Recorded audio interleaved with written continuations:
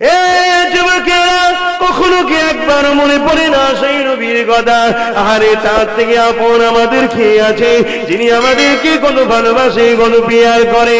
আল্লাহ নবীর জিন্দগিটা খুলে দেখাবো, তিনি আমাদেরকে কত মহব্বত করে ভালোবাসে। সারা জিন্দগিটা তিনি আমাদের জন্য কেঁদেছে। যখন তিনি মেরাজের রজনীতে যান, এই যুবকেরা শুনে রেখে দাও গো, আমার আল্লাহ আমার নবীকে কবুলিয়াতের দোয়া দিয়েছিলেন, অন্য নবীদেরকেও দিয়েছিল।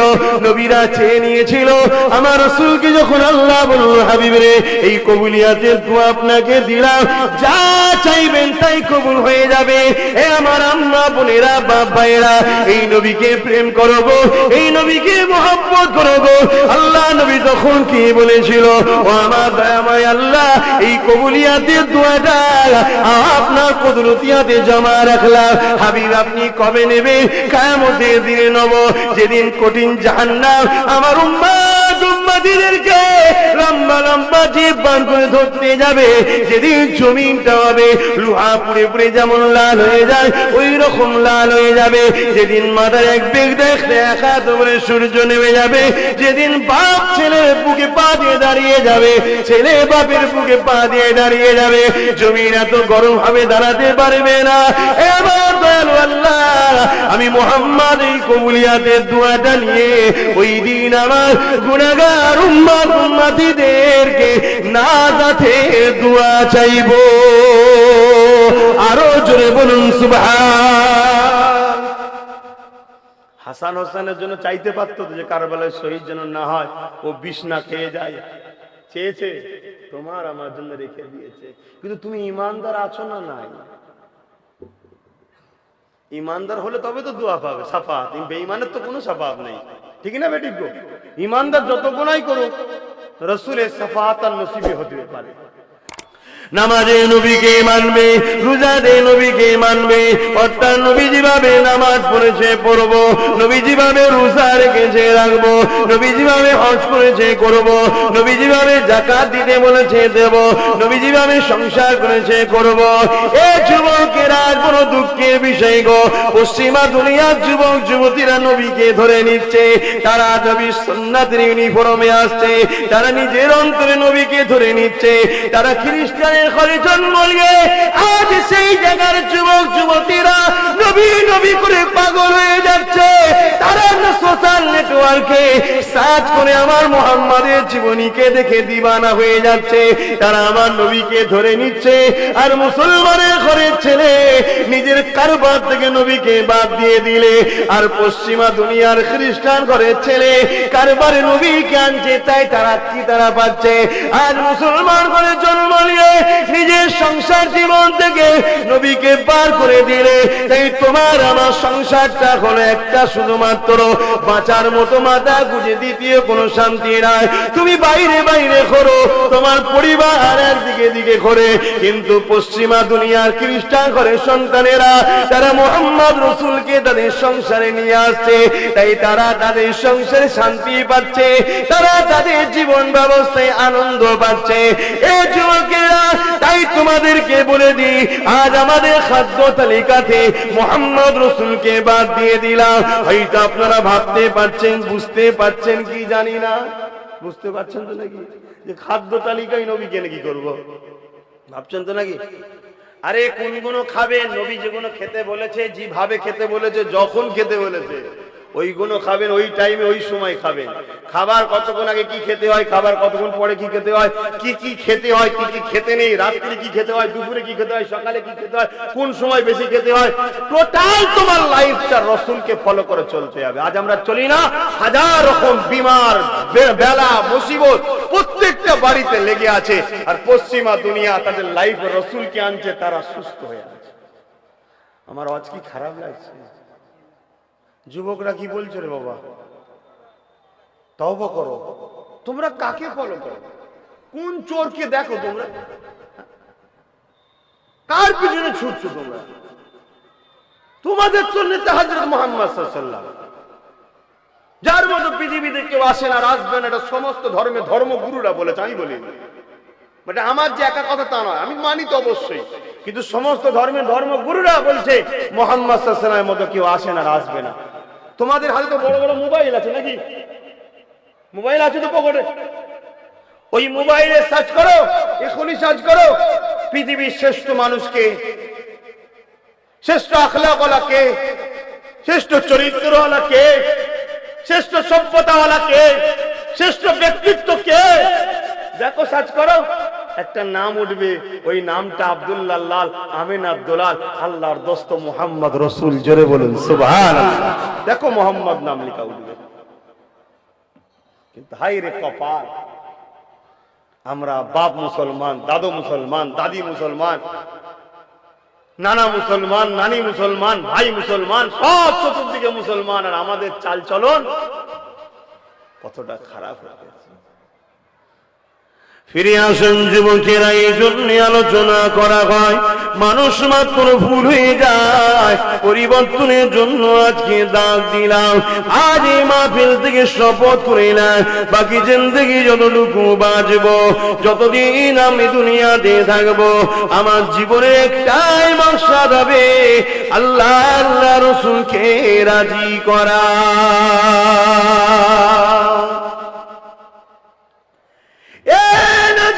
তরুণেরা, মেলাতে যাওয়া যাবে না, যাবে না, আমি সামনে দেখিয়ে দেখবো।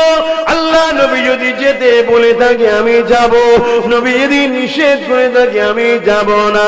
আল্লাহ নবী জানিয়ে দিয়েছেন, বাবারা আমি নবী দুনিয়ায় এসেছিলাম এই অবাধে নারী পুরুষ মিলে জিনা ব্যভিচারী যে ফিতনা ফাসাদের মেলাগুলো করেছিল, আমি রাসূলুল্লাহ এগুলোকে বন্ধ করতে এসেছিলাম। বাবা আর দুনিয়ার জমিনে আমরা মুসলমান দাবি করব, নবীর উম্মত দাবি করব, আমরাই মেলা করব, আমরাই বাজার বসাবো, সেখানে কিছু বিহায়া বাজে সন্তানেরা, পুরুষেরা এবং কিছু বাজে মেয়েরা আসবে, তারা জিনা ব্যভিচারী করবে। আল্লাহর রহমতের ফেরেশতা আমার এলাকাতে চলে যাবে, গজব আসবে, বিমার আসবে, মুসিবত আসবে। দুনিয়ায় তো এগুলো হচ্ছে, আখিরাতের জমিনে আরো বড় মুসিবত তোমার জন্য ইন্তজার করছে। আজকে আমার স্ত্রী আমার কাছে আবদার করলো, চলো আমি সিনেমা দেখতে যাব। এখন তোমার কাছে প্রশ্ন, আল্লাহ নবী সিনেমা দেখতে বলেছে না নিষেধ করেছে? অবশ্যই নিষেধ করেছে। এই জায়গায় তোমায় যাওয়া যাবে না। স্ত্রী তোমাকে বললো ঘর করব না, এখন তুমি তোমার স্ত্রী চাও না নবী চাও, সেটা তোমায় ঠিক করতে হবে। এখন স্বামী বলল তোমায় বোরখা পরতে হবে না, কিন্তু আল্লাহ নবী বলেছে বোরখা পরতে হবে। এই মেয়েরা তুমি যদি বোরখা পরো, তোমার স্বামী বলল তোমায় ঘরে রাখবো না, এখন স্বামীর ঘর থেকে বেরিয়ে গিয়ে ভাইয়ের ঘরে বা মায়ের বাপের ঘরে গিয়ে মাথা হ্যাট করে গুঁজে থাকা, ওই কষ্টটা সহ্য করবে না। তুমি স্বামীর কথা মেনে নবীর কথার বিরোধী করবে, এটা তোমার ব্যাপার। তবে মনে রেখে দিও, এই দুনিয়ায় স্বামী স্ত্রী কিছুক্ষণের জন্য, এই দুনিয়ায় বাপ মা ভাই বোন কিছুক্ষণের জন্য, এই সম্পর্কটা আসল সম্পর্ক নয়। আসল সম্পর্ক হলো আল্লাহ আল্লাহ রাসূলের সম্পর্ক।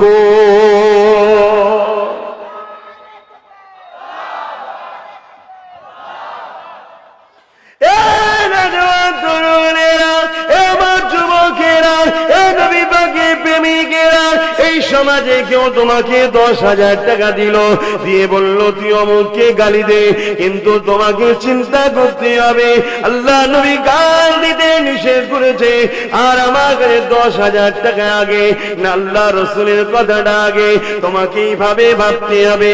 এই দুনিয়ায় কেউ তোমাকে বলল চল এমন করে দুনিয়ার জমিনে কোনো অন্যায় মদ শরাব পান করতে যাব, তোমাকে ভাবতে হবে যে বন্ধু আগে না আমার আল্লাহ বাগের কথাটা আগে। প্রকৃত বন্ধু তো সে যে তোমাকে আল্লাহর রাস্তা দেখিয়ে জান্নাতে নিয়ে যায়। প্রকৃত বন্ধু তো সে কখনো নয় যে তোমাকে জাহান্নামের আগুনের দিকে ঠেলে দেয়। প্রকৃত স্বামী তো সে তার স্ত্রীকে জান্নাতের রাস্তা দেখায়। প্রকৃত স্ত্রী তো সে যে চায় তার স্বামী কম ইনকাম করো, হালাল ইনকাম করে আমার স্বামী যেন জান্নাতি হয়ে যায়, আমি তাকে চাপ দেবো না, সে যেন ভুল রাস্তায় না চলে যায়। প্রকৃত স্ত্রী তো সে, প্রকৃত বাপ মা তো সে, যে বাপ মা চায় আমার ছেলের ঘুম কম হোক কিন্তু ফজর বেলা উঠে নামাজটা পড়বে।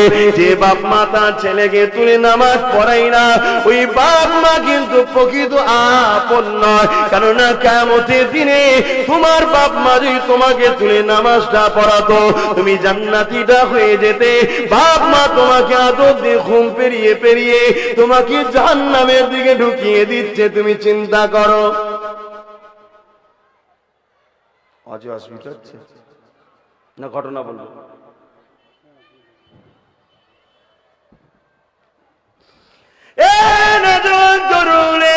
প্রকৃত মুফতি আলেম পিসাব, প্রকৃত তারাই তো দিনের দাওয়াত দেয়, যারা কিনা তোমাদের ঘরে একটাই রাস্তা দেখাই, জান্নাতে যাবার রাস্তা। বাবারা, আমাকে দাওয়াত করার পান্ত রাসূলুল্লাহ খাওয়া, যা পারিস করে যা, মুসাফাটা করে নজরানা দিয়ে দিবি, সব বেড়া পার হয়ে যাবে। জেনে রাখবে ভণ্ড ছাড়ার কিছু নয়, যে তোমাকে দরকার হয় চোখ দেখাবে, দরকার হয় তোমাকে রাগ করবে, কিন্তু তোমাকে আল্লাহ আল্লাহ রাসূলের রাস্তাটা দেখাবে, নামাজের জন্য তাকিদ দেবে, রোজার জন্য তাকিদ দেবে, তোমাকে এমন করে আল্লাহ রাস্তা দেখাবে। প্রকৃত আপন তো সেই উলামাটা, যে তোমাকে নবীর প্রেম শিখাবে। এই যুবকেরা, তরুণেরা, সিদ্দিকের মনের স্বপ্ন একটা, দুনিয়ার জমিনে কারো গোলামি করবো না গো, কারো কোম্পানির কর্মচারী হব না গো, নিজের কোম্পানি তৈরি করব, ইজ্জতের সঙ্গে মাথা তুলে বাঁচবো, ডাল ভাত যা আল্লাহ কপালে দেবে খাবো, দুদিনের দুনিয়া কাটিয়ে দিয়ে একসাথে আল্লাহ পাকে জান্নাতে যাবো, আশা নিয়ে বুঝিয়ে যায়। কেননা নবী আমার জানিয়ে দিয়েছে, বাবারা, দুনিয়ার জমিনে যে আমার উম্মতের কল্যাণ চাইবে, আমি রাসূল তার কিয়ামতের দিনে শাফাআত করে তাকে নাজাতের কল্যাণ দেখাবো। এ যুবকেরা, তরুণেরা, বাপেরা, এই দুদিনের মায়া পড়ে আখিরাতকে ভুলে যেও না। আজকে আমরা গিলটি চমকে সোনা ভুলে গেলাম। এই দুনিয়া হলো গিলটি, আখিরাত হলো সোনা, বোঝাবার জন্য বলতে লেগেছে। এই দুনিয়ার মানুষেরা, এই দুনিয়া তোমাদেরকে গানে ডাকবে, এই দুনিয়া তোমাদেরকে যাত্রায় ডাকবে, এই দুনিয়া তোমাকে মদের বোতল দেবে, এই দুনিয়া তোমাকে বারে ডাকবে, এই দুনিয়া তোমাকে বিভিন্ন কুকর্মে ডাকবে। এই পৃথিবীতে দুটো দল আছে, একটা হলো রহমানের দল, আর একটা হলো ইবলিসের দল।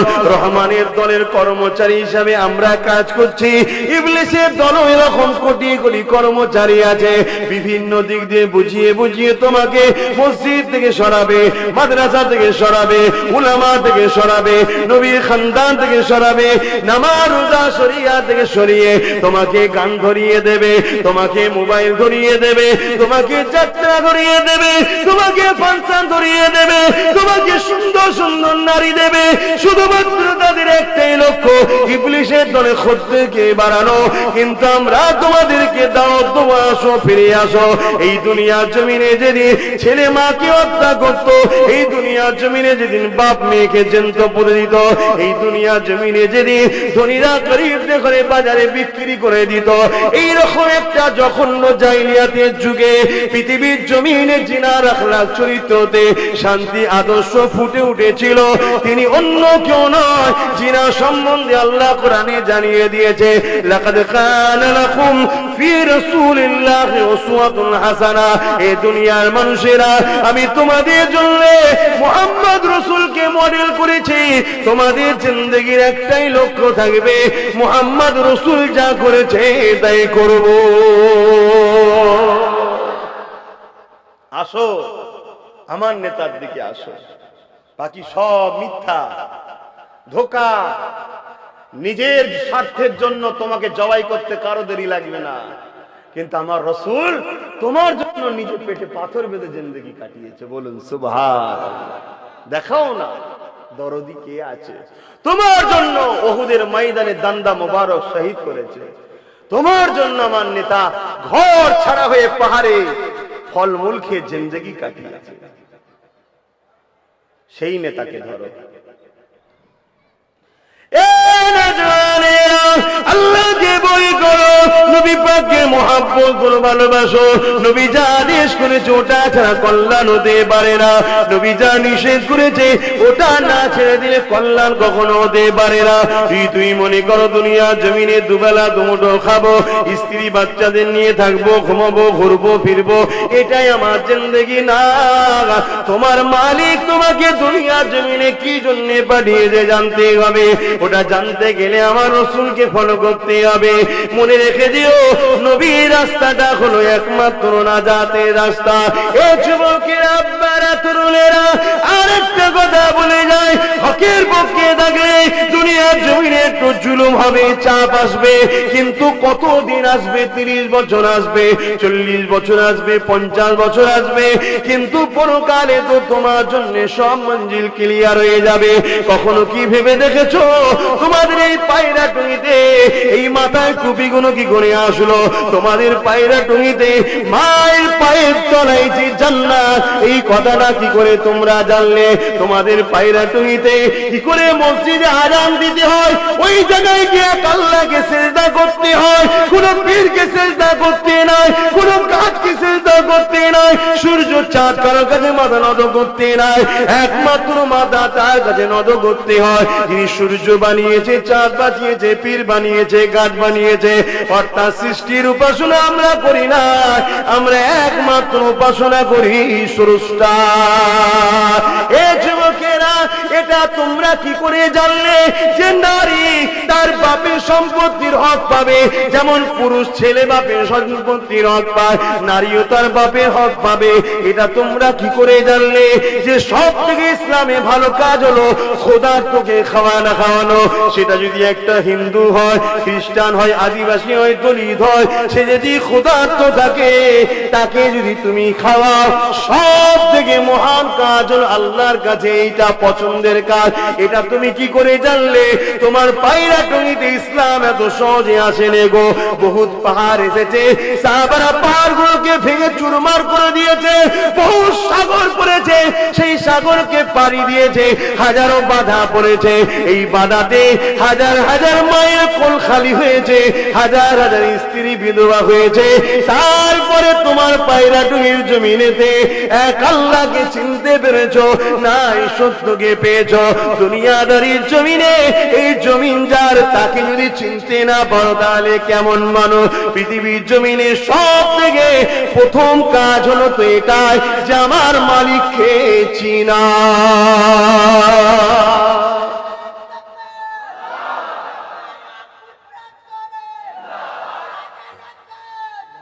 আজ কমসে কম কিছু হোক চাই না হোক, তোমরা তো মালিককে চেনো যে তোমাদের মালিক আল্লাহ, অন্য কেউ নয়।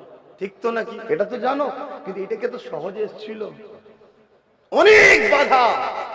কিন্তু আমি আব্বাস সিদ্দিকী আজ বলে যাচ্ছি, রেকর্ড করে নাও, তোমরা যেভাবে চলছো এইভাবে যদি চলতে শুরু করো, আগামী 10 বছরের মধ্যে পশ্চিম বাংলায় কোনো মুসলমান থাকবে না।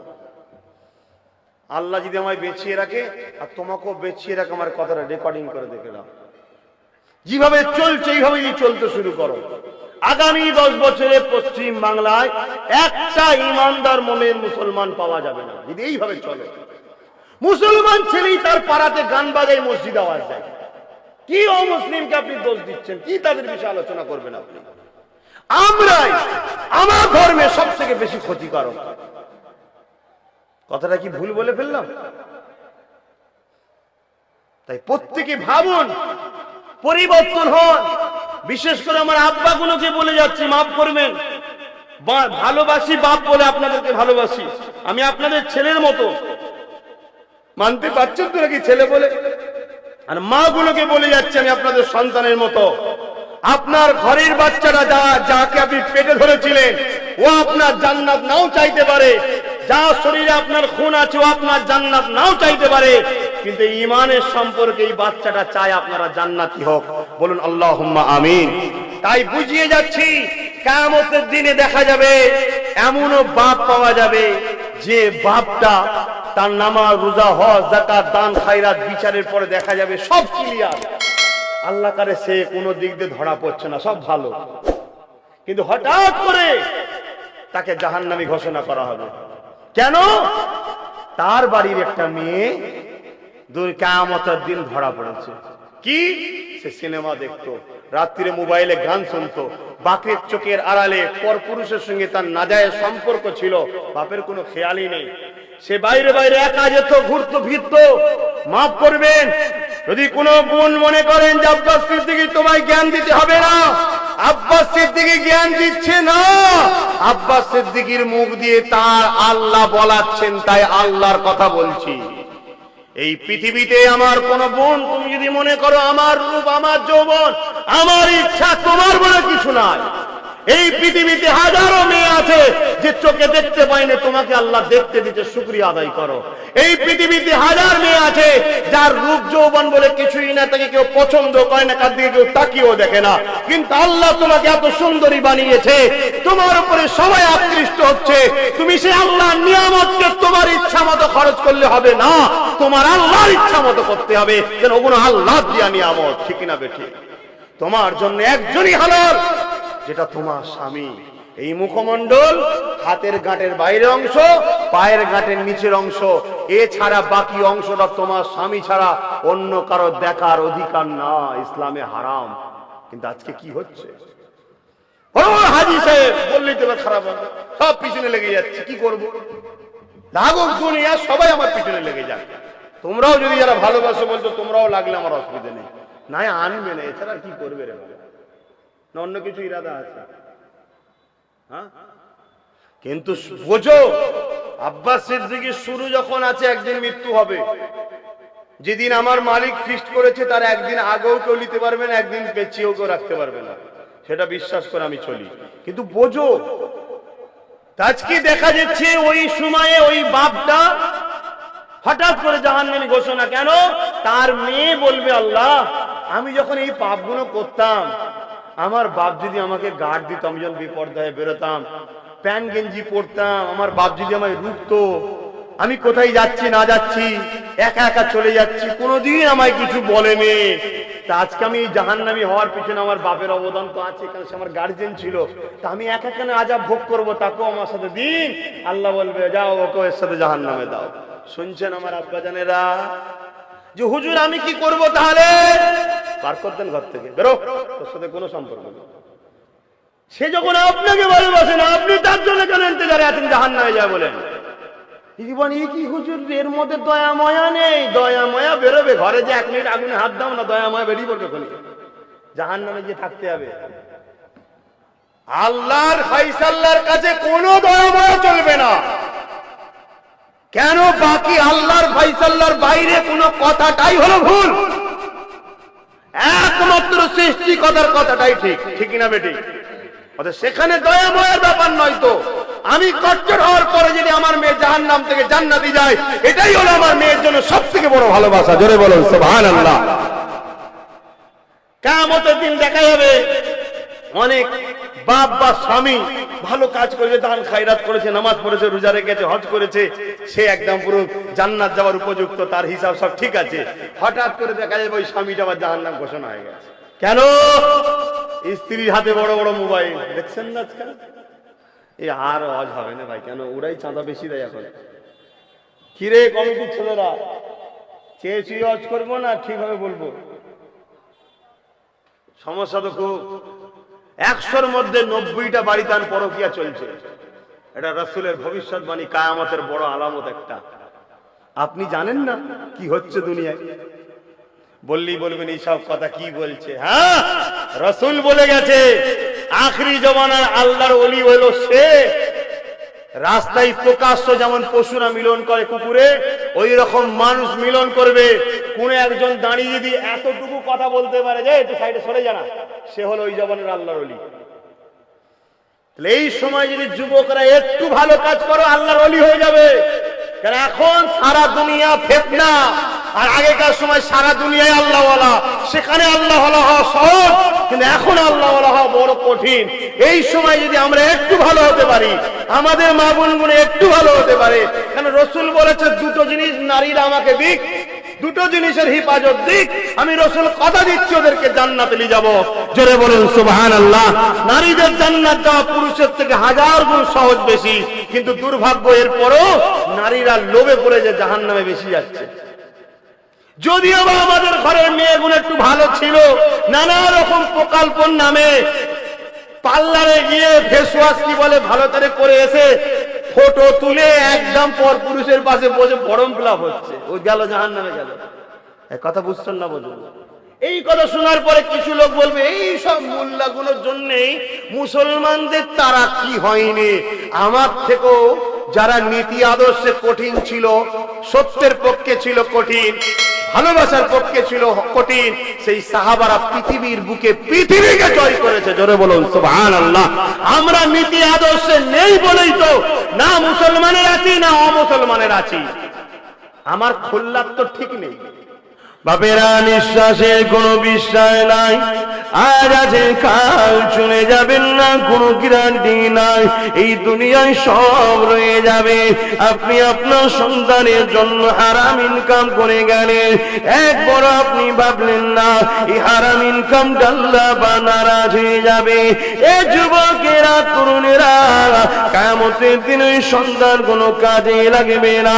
যদি দুনিয়া জমি হালাল ইনকাম করে আপনি যদি আপনার সন্তানকে আল্লাহওয়ালা বানিয়ে যেতে পারে, অবশ্যই কিয়ামতের দিনে এক একজন আল্লাহওয়ালাদের ওসিলা করে 70,000 পর্যন্ত মানুষকে আল্লাহ পাক জান্নাতি বানিয়ে দেবে।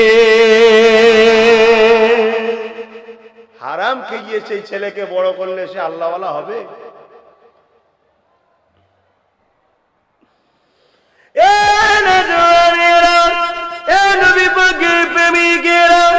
আজ আমি আব্বাসের থেকে আপনাদেরকে দাওয়াত দিই।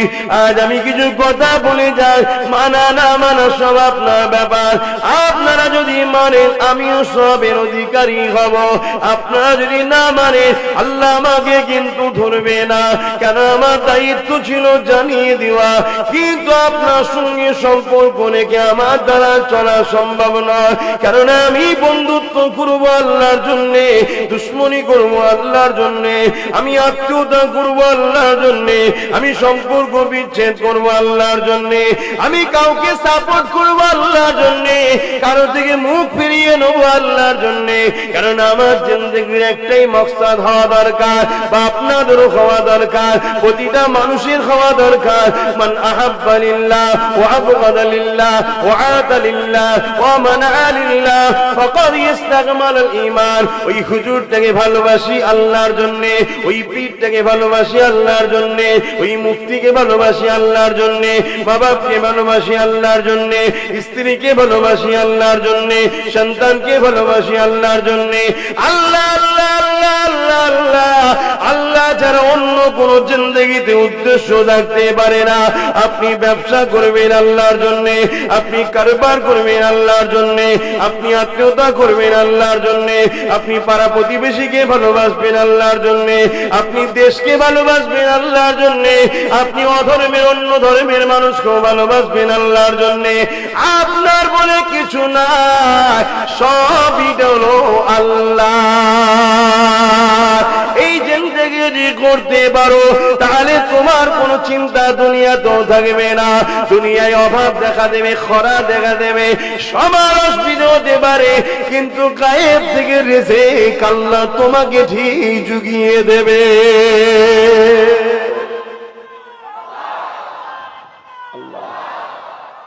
আগামী তো খরা আসছে, তো কি খুব শিগগিরই দুনিয়াতে দুর্ভিক্ষ দেখা দেবে, খাদ্য পাওয়া যাবে না, খাদ্য সংকট। কমসে কম 1 বছরের অধিক হলেও খরা দেখা দেবে, মানুষ খাদ্য পাবে না। কোটি কোটি টাকা আছে তো কি হয়েছে? পটল তো পাবে না, আলু তো পাবে না, সবজি তো পাবে না, খাদ্য তো পাবে না, খাবেন কি? টাকা তো আর খাবার জিনিস নয়। কিন্তু তুমি যদি তোমার মালিককে এখন থেকে বিপদের সময় পড়ে গেছে আল্লাহ বাঁচাও, আর সর্বক্ষণ তুমি আল্লাহর বিরুদ্ধে, তাহলে কিছু করার নেই। বাপেরা, নওজওয়ানেরা, আল্লাহ আমাদেরকে সৃষ্টি করেছে। কিছুদিন আগে করোনা মহামারী গেল, অক্সিজেনের অভাবের জন্য মানুষকে হসপিটালে ভর্তি করতে হয়েছে। ঠান্ডা মাথায় ওয়াজ শুনবেন, আর শুনে শুনে বুঝবেন আর ভাববেন, তবেই পরিবর্তন হওয়া সম্ভব। ওয়াজ তো আল্লাহ নবী করেছিল, আবু জেহেল শুনেছিল, আবু বকরও শুনেছিল। আবু জেহেল দুনিয়ার জমিন থেকে, আবুল হাকাম থেকে, জ্ঞানীর পিতা থেকে জাহিলিয়াতের পিতা আবু জেহেল হয়ে গেল। আর আবু বকর নবীর শুনে নিয়ে আবু বকর সিদ্দিক হয়ে গেল। ওয়াজ শুধু শুনলে হবে না, এ যুবকেরা, মায়েরা, বোনেরা, আব্বারা, ওয়াজকে শুনে বুঝতে হবে এই দুনিয়াতে কে আমাদেরকে বানালো। আল্লাহ বানালো কি জন্যে বানালো? আর দুনিয়া মাজরাতুল আখিরা, আখিরাতের জন্য দুনিয়া হলো খেতি বাগান। আমলের জিন্দেগি করব, আমলটা কি? নামাজ, রোজা, হজ, যাকাত, দান, খায়রাত, মা বাপের সেবা করা, রাষ্ট্রকে ভালোবাসা, গরিবকে ভালোবাসা, যে কোনো ধরনের মানুষ হোক না কেন, কেউ যদি অসহায় হয়ে যায় তাকে আশ্রয় দিও, বড়দেরকে সম্মান করা, ছোটদেরকে স্নেহ করা, কারো মনে আঘাত না দিয়া। এই যুবকেরা কি করতে হবে? এর জন্য আল্লাহ কোরআনে জানিয়ে দিলেন, মা তাকুমুর রাসূলু ফাখুযুহু ওয়া মা নাহাকুম আনহু ফান্তাহু। এই দুনিয়ার মানুষেরা খুব সহজভাবে তোমাদেরকে বলে দিই, আমার আল্লাহ জানিয়ে দিয়েছে, তোমরা যদি আমাকে ভালোবাসো, আমাকে রাজি করতে চাও, তাহলে তোমাদের যদি জানিয়ে দিই, আমার মুহাম্মদ যা আদেশ করেছে মেনে নাও, আর আমার মুহাম্মদ যা নিষেধ করেছে সেইটাকেই ছেড়ে দাও। তাহলে আমরা আদেশ মানব কার? আল্লাহ আদেশ মানতে বলেছে কার? মুহাম্মদ সাল্লাল্লাহু আলাইহি ওয়াসাল্লাম। আর নবী যা নিষেধ করেছে ছেড়ে দিতে বলেছে। নবীর আদেশকে মেনে নেওয়া আল্লাহর হুকুম, নবীর নিষেধকে ছেড়ে দেওয়া কার হুকুম? আল্লাহর হুকুম। এই নবীর জীবনীটা ফলো করলেই তো আমরা বুঝবো, ঠিক না বেটি? যারা পৃথিবী চালিয়েছে তারা আজকে বাড়িতে কুকুর ভাত পাইতো, তাদের বাড়িতে ভাত নাই কেন? কখনো ভেবে দেখেছেন? লাফিয়ে এছড়ে উছড়ে আপনারা কোনোদিন মাথা তুলে বাঁচতে পারবেন না। যদি মনে করেন এর মধ্যে যে হুজুর আমার তো খুব ভালো আছে, আরে কিসের তোমার ভালো আছে? তোমার বোনকে বেইজ্জতি করে আর তুমি বাড়িতে বিরিয়ানি খেয়ে মনে করছো ভালো আছে? তোমার বাপকে রাস্তায় বেইজ্জতি করে আর তুমি বাড়িতে ভালো মন্দ খেয়ে মনে করছো আমি তো আরামে আছি। তোমাদের জিন্দেগিটা এখন হয়ে গেছে কাজের দিকে। দেখো রাসূল বলছেন আব্দুল্লাহ ইবনে উমর থেকে রাত কিয়ামত পর্যন্ত আমার উম্মতেরা কুরাইশ ছাড়া কারো নেতৃত্ব মানবে না। তোমরা কার নেতৃত্ব মানো দেখো। এই জন্য তোমাদের এই দুর্দশা। তারা কোনোদিন চায় না যারা তোমার আল্লাহ তোমার রাসূলকে অপমান করে, যারা তোমার মসজিদ ভাঙতে চায়, মাদ্রাসা ভাঙতে চায়, তোমার কোরআনকে অপমান করতে চায়, তারা কোনোদিনই চায় না তোমাদের কল্যাণ হোক, তোমাদের দুনিয়া ভালো, তোমাদের আখিরাত ভালো, কোনোদিনই তারা চায় না। কিন্তু আফসোস, যতই বুঝায় তোমাদের কিন্তু সেই একটাই খেয়াল, আমি গানে যাব, যাত্রায় যাব। কাল যদি ফুটবল খেলা হয় ভিড় করে সব যে বসে থাকবে। তাই তোমাদেরকে বুঝাচ্ছি, আসো কোরআনের দিকে, সুন্নাতের দিকে, মসজিদে আসো। তুমি তো সেজদা দিয়া তোমার প্রেম লাগবে, কেন সেজদা দিলে তোমার আল্লাহ খুশি হয়। বোনেরা তোমরা তো পর্দায় থাকবে, কেন তোমরা তো বাজারি মেয়ে নয়, তোমাদের ইজ্জত পৃথিবীর বুকে শ্রেষ্ঠ, তোমরা খাতুনে জান্নাতের কাতারে যাবে। তাই খাতুনে জান্নাত তিনি বলেছিলেন আমাকে রাত্রিরে জানাজা দেবে, আমার খাটিয়ার উপরে কাপড় ঢেকে দেবে, যাতে আমি মোটা না রোগা, লম্বা না বেটে, এটাও না কেউ বুঝতে পারে। সেই খাতুনে জান্নাতের সঙ্গে থাকবে, তুমি তো সেই খাতুনে জান্নাতের অনুসারী হবে। তাই তোমার গায়ে তো ঢাকা অবস্থায় তুমি প্রয়োজনে বাইরে বেরোবে। তুমি পর্দা করলে দুটো মেয়ে তোমাকে ক্রিটিসাইজ করে, আনকালচার গাইয়া বলুক কে যাক, কিন্তু তোমার আল্লাহ তোমাকে দেখে খুশি হবে। বলুন সুবহানাল্লাহ, আরো খুশি হয়ে বলুন। তাই প্রত্যেকটা বাপ আর প্রত্যেকটা ভাই আর স্বামীকে বলবো, ঘরে গিয়ে ওয়াজ করো। বাপ মেয়েদের নিয়ে ওয়াজ করুন, ছেলেদের নিয়ে ওয়াজ করতে বসুন। আপনার ওইটুকু সীমাবদ্ধ, আপনি বাইরে ওয়াজ করতে পারবেন না। বাইরে ইমামের ওয়াজ করার দায়িত্ব মহল্লাকে, আমাদের ওয়াজ করার দায়িত্ব সারা ওয়ার্ল্ডে। কথা বুঝলেন? আর পরিবারের যারা সদস্য দায়িত্ব আছে, গার্জেন, আপনার দায়িত্ব ওয়াজ করার আপনার পরিবারকে। আর ইমামের দায়িত্ব হলো মহল্লার মানুষ ভুল করলে ইমামকে ধরবে। কিন্তু ইমাম যদি 100 বার বলে দেয় তোমরা না মানো, ইমাম খালাস, আর ইমাম যদি না বলে ইমাম ধরা পড়বে। দুদিকে দুটো ইমাম সাহেব আছেন, মাফ করবেন, আপনাদের বলি ইমামদের গালিম দেন। ইমামদের উপরে যত চাপ আপনারা দেবেন, আল্লাহর গজব আপনাদের উপরে জালিম বাদশা বসে চাপ দেবে।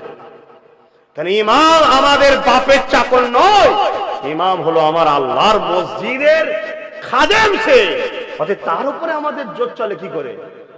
আর ইমাম সাহেবদের উদ্দেশ্য করে বলছি, মাফ করবেন, শিক্ষা দিচ্ছেন, আপনারা সবই জানেন, দুনিয়াকে তোয়াক্কা করবেন না। মসজিদে ঘোষণা করে দিন, যে বাড়িতে পড়লে হবে, গান বাজবে, যাত্রা হবে, সেই বাড়ির কোনো কাজে ইমাম যাবে না, আর ইমাম তার বাড়ির কোনো জিনিসকে নেবে না। ঘোষণা করুন, কড়া আইন সিস্টেম করুন, না হয় গ্রাম বরবাদ হয়ে যাচ্ছে। আর এই বরবাদের শেষ কি হবে?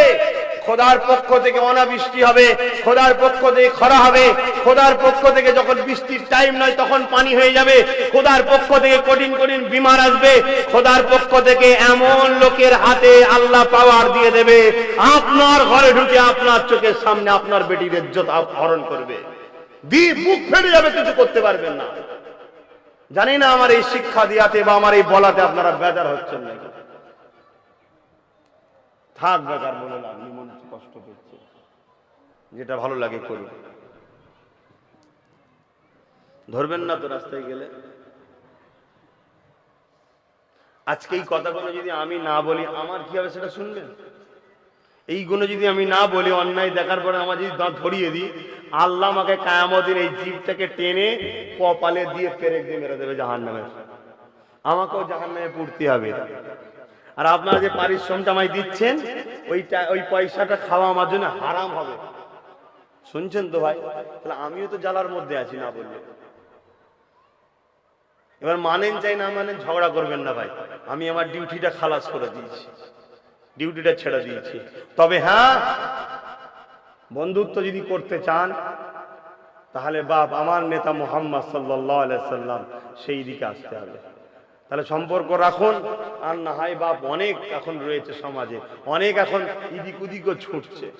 তবে মনে রাখবেন, আমাদের জিন্দেগির একটাই মডেল মুহাম্মদ সাল্লাল্লাহু আলাইহি ওয়াসাল্লাম। পৃথিবীর অন্য কাউকে ফলো করলে চলবে না।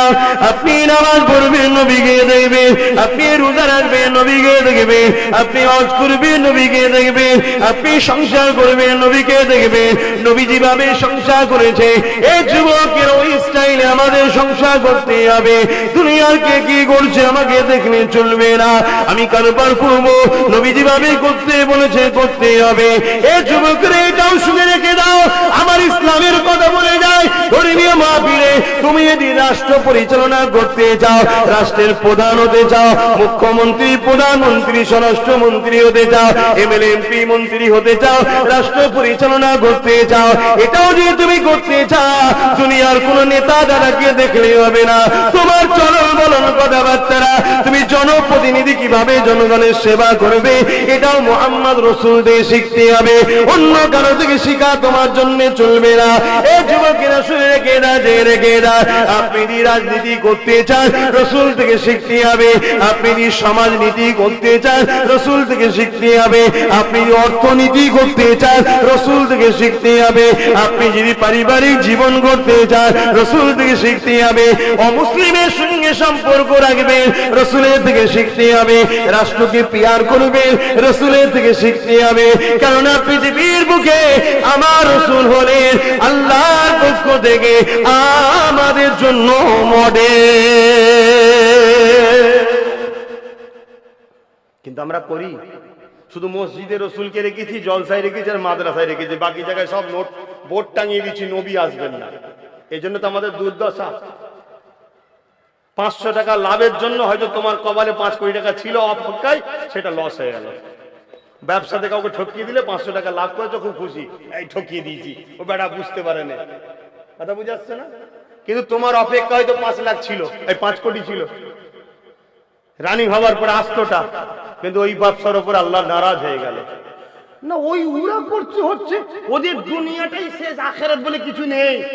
তুমি কি ওইটা হতে চাও? তাহলে করো না। কথা বুঝছেন না? বুঝেন না? তোমার তো আখিরাত বলে একটা জিনিস আছে। যুবকেরা কখনো কি একবার কারো মনে পড়ে না সেই নবীর কথা? আরে তার থেকে আপন আমাদের কে আছে, যিনি আমাদেরকে কত ভালোবাসে, কত প্যার করে? আল্লাহ নবীর জিন্দগিটা খুলে দেখাবো, তিনি আমাদেরকে কত মহব্বত করে ভালোবাসে। সারা জিন্দগিটা তিনি আমাদের জন্য কেঁদেছে।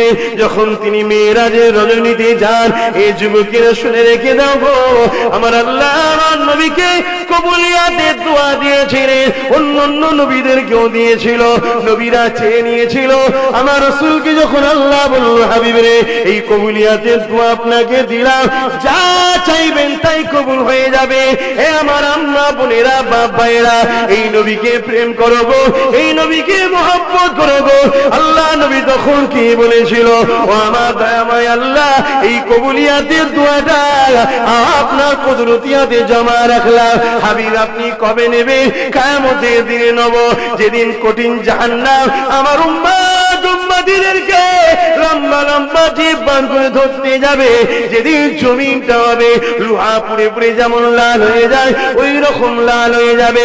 যেদিন মাথার এক বেগ দেখতে এক হাত উপরে সূর্য নেমে যাবে, যেদিন বাপ ছেলের বুকে পা দিয়ে দাঁড়িয়ে যাবে, ছেলে বাপের বুকে পা দিয়ে দাঁড়িয়ে যাবে, জমিন এত গরম হবে দাঁড়াতে পারবে না।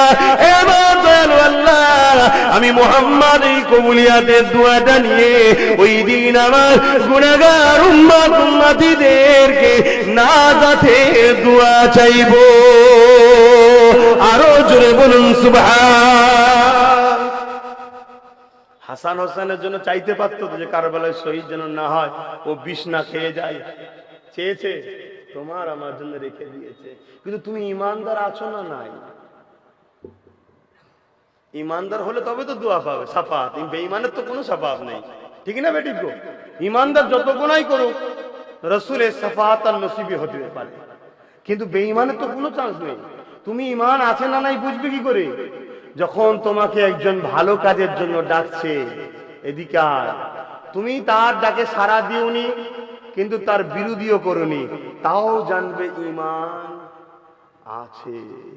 কিন্তু তুমি যদি তার বিরোধী করো, হিকারতি করো, জানবে তোমার ইমান গেছে।